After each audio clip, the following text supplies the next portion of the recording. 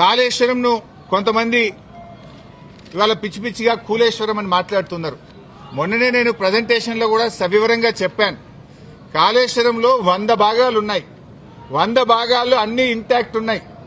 Like ఇప్పుడు మనం మొన్న అనుకున్నట్టుగా 3 బ్యారేజీల్లో, అదేవిధంగా కాళేశ్వరంలో 16 రిజర్వాయర్లు, 19 సబ్స్టేషన్లు, 21 పంప్ హౌస్లు, 203 కిలోమీటర్ల గ్రావిటీ టనెళ్లు, 98 కిలోమీటర్ల ప్రెషర్ మెయిన్స్, 1531 కిలోమీటర్ల గ్రావిటీ కెనాల్స్, ఇవన్నీ కూడా ఇంటాక్ట్ ఉన్నాయి. ఒకవైపు ముఖ్యమంత్రి గారు మొన్న పోయి గంధమల్లకు శంకుస్థాపన చేశారు.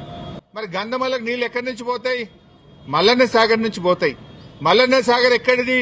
కాళేశ్వరంలో అంతర్భాగం. ఇంకొక వైపు హైదరాబాద్ కు మూసీ సుందరీకరణకు నీళ్లు తెస్తా అంటున్నారు.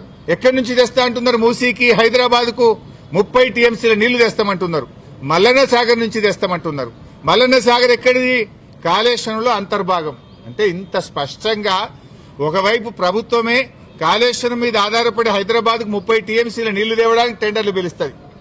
ఇంకొక వైపు మల్లన్న సాగర్ మీద ఆధారపడ్డ గంధమల్లకు టెండర్లు పిలిచి ముఖ్యమంత్రి శంకుస్థాపన చేస్తారు.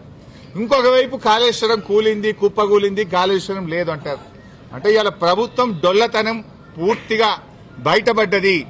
ఎప్పటికైనా కాళేశ్వరమే తెలంగాణకు లైఫ్ లైన్, జీవధార అనేది ఇవాళ ప్రజలకు స్పష్టమైంది. కమిషన్ ముందు కూడా చాలా వివరంగా అన్ని కూడా మేము ఏది నోటి మాటగా చెప్పలే, విత్ డాక్యుమెంటరీ ఎవిడెన్స్, సాక్ష్యాధారాలతో సహా గత ప్రభుత్వంలో తీసుకున్న నిర్ణయాలు, సిడబ్ల్యూసీ రిపోర్ట్లు, వ్యాప్కోస్ రిపోర్ట్లు, కేబినెట్ నిర్ణయాలు అన్ని కూడా ఆధారాలతో సహా కమిషన్ కోరిన విధంగా మేము సబ్మిట్ చేయడం జరిగింది.